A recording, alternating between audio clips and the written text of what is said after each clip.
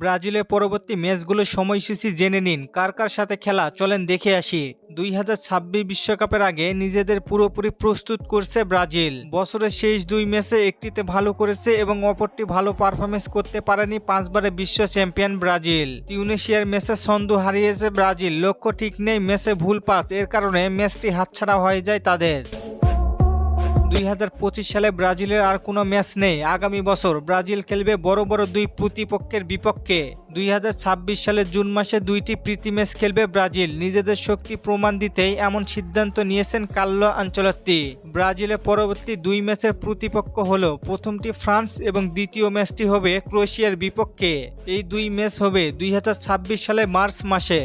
এই দুই ম্যাচে ব্রাজিল দলে ফিরতে পারেন নেইমার জুনিয়র। নেইমার যদি সম্পূর্ণ সুস্থ থাকেন এবং ক্লাবের হয়ে নিয়মিত ম্যাচ খেলে ফুল ফিট থাকেন, তাহলে অবশ্যই ফ্রান্স এবং ক্রোয়েশিয়ার বিপক্ষে নেইমার জুনিয়র খেলবে। ফ্রান্স এবং ক্রোয়েশিয়া ছাড়াও ব্রাজিল আরও দুইটি ম্যাচ খেলবে, তবে জুন মাসে নরওয়ের বিপক্ষে ম্যাচ খেলবে ব্রাজিল, তবে এখনও পুরোপুরি শিওর নয়। তবে এখনও আলোচনা চলছে দুই দলের মধ্যে। ফ্রান্স এবং ক্রোয়েশিয়ার বিপক্ষে ব্রাজিল যে স্কোয়াড ঘোষণা করবে সেটি 2026 বিশ্বকাপের স্কোয়াড হবে।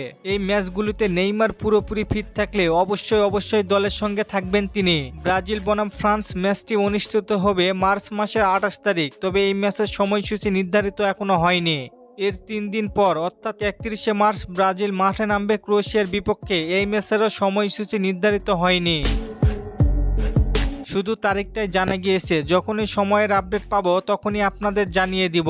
আপনার কি মনে হয়, ফ্রান্স ও ক্রোয়েশিয়ার বিপক্ষে ব্রাজিল কি জিততে পারবে? জানিয়ে দিন কমেন্ট করে। আর চলেন আপনাদের কমেন্টগুলো দেখে আসি। রাব্বি ভাই প্রশ্ন করেছেন, ব্রাজিল 5 তারিখে বাংলাদেশের বিপক্ষে কি মাঠে নামবে? ভাই আপডেট দেখতেছি, কিন্তু এখনো শিওরভাবে কিছু বলা যাচ্ছে না। ইয়ামিম ভাই প্রশ্ন করেছেন, জাপানের বিপক্ষে ম্যাচে যে ফাব্রিসিও ব্রুনো 2টা গোল করেছিল সেইটা নিয়ে কারো কোনো মাথা ব্যথা ছিল না। ভাই আসলে ব্যাপারটা এমন না।